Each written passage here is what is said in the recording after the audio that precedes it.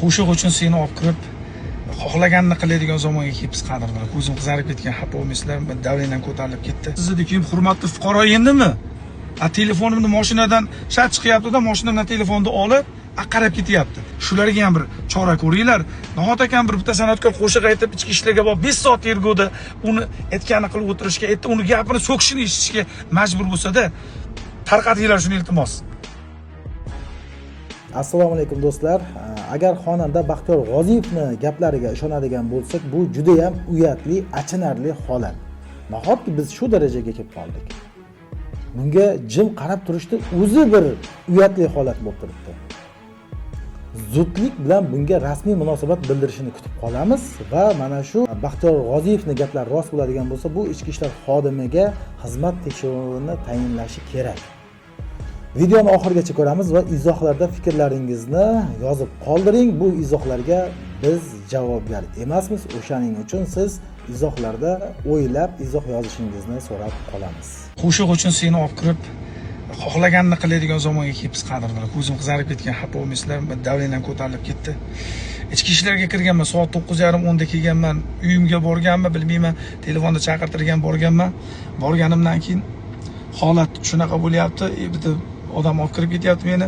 Sen usan, sen bunaqa qilasan, bunaqa qilgasan, to'g'rimi? Tinchlikmi aka, men shunaqa. Xo'p, yozyapti-da, menga qo'l qo'ying. Nimaga? Siz qo'shiqligi monopolonchi modda bilan javobgarlik qilyapsiz. Ikkita atida turgan bola, shu yerda ishi bilan kelgan bola o'ziga qarashli bola ekan. Shu sabab yerda bildimki, Otabek aka menga qarashli odam, o'zim hal qilaman ishini deb olib kirgan odamlar guvoh bo'lib qolyapti-da, qarang.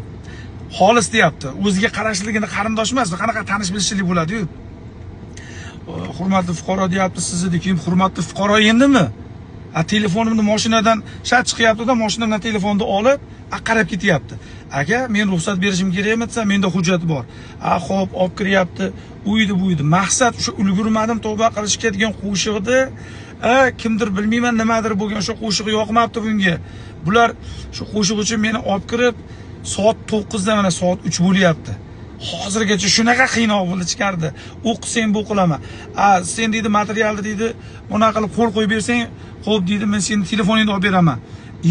Ichki ishlarda mana qilsang, mana qilaman degan qonun qoida bormi? Sen o'qisang, men bu qilaman. Sendan ugina, mendan bugina deyapti.